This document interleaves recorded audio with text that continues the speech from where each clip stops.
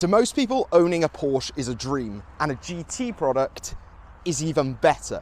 Today, we're going over how much it would cost to daily drive a Cayman GT4, and well, massive thank you to Low Classics for letting me film this one. So let's get into it. So first of all, let's go over the car that's in question. So this is the one that Low Classics has up for sale, and the example we'll be using during this video. You can see it's a 981 Cayman GT4 in speed yellow with graphite wheels and I believe steel brakes. Inside is where it gets really special. As we open the door, you'll see a black interior.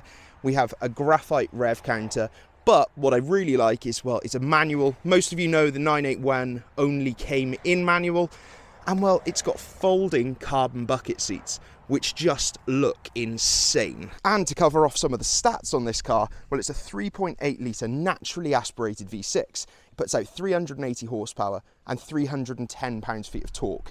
It is a monster and it only weighs 1,360 kilograms. So let's get into the financials. This Cayman GT4 is listed up for sale at £61,995. Obviously, if you were fortunate enough to buy that car outright, you wouldn't have to think about this in your yearly running costs. But say you were to buy it using finance, we're going to use a HP example.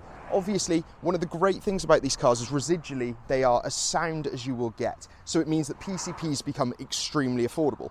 But for this example, we're going to use a HP. So the numbers, say you put down £15,000 and you had a remaining amount of balance at £46,995, and you took that over 5 years at 8.9% APR, you'd be looking at around about £960 a month to own a car like this, which is actually cheaper than going and renting or financing an electric SUV. Now, realistically, most people think a Cayman GT4 would be a thirsty car to drive. Well, actually, I'm here to tell you it's actually a very different story. This car supposedly has a combined miles per gallon of 27.4, but say you're driving it as it should be, let's put that down to 20 to 24 mile per gallon. What are we looking at for costs in regards to that? Well, realistically, that's probably about £2,300 per year if you were to do 10,000 miles.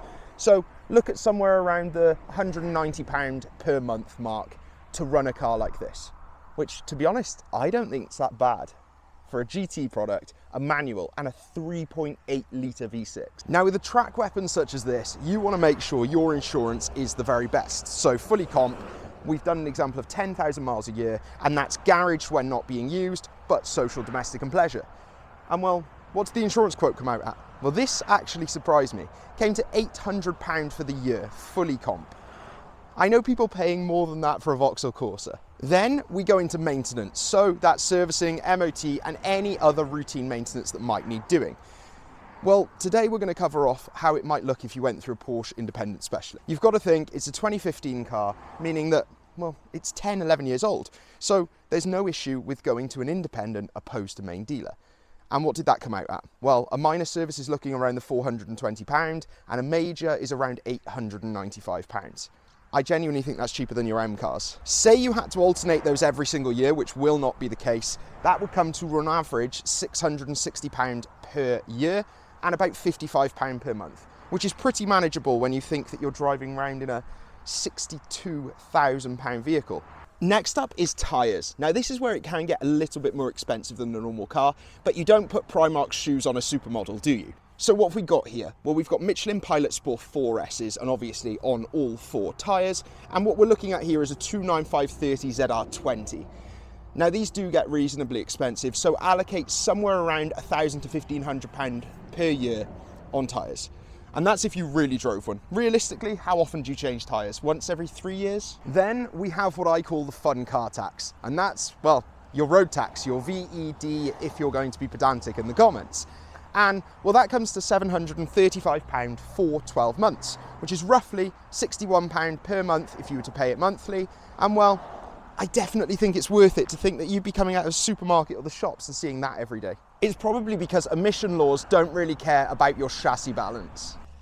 So let's bring all that together to see the monthly breakdown of owning a £62,000 3.8 litre naturally aspirated Cayman GT4. Well, first of all, we have that finance, 8.9% with 15k down, which is £961 a month. Then we have fuel, £190 a month, insurance, £66 a month, servicing, which we've averaged out at £55 a month, tyres £100 per month, road tax at £61 per month, with a total monthly running cost with finance at £1,433. That's the daily drive, one of the best handling GT products on the market. But say you were able to purchase this car outright. Well, then all of a sudden, you've only got to think about your road tax, tyres, servicing and fuel. And then this car would cost £472 a month to do 10,000 miles a year. So if you think about this being your weekend runabout, well, you could probably half that again. So realistically, if you were to really own one of these cars, it's likely to cost you between £200 and £400 per month spread over the year. And to be honest, I'd pay it to be driving around in one of those.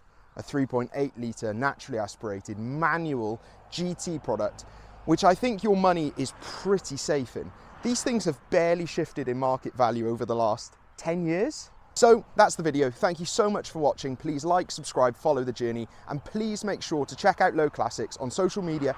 And if you're interested in this car, they can also sort you out with some pretty amazing finance deals. The example we used today was HP. If you use this car on PCP, the residual value would be so good. I think you'd be surprised at how cheap you could get into a car like this. So that's it. I'll see you all soon, and well, bye-bye.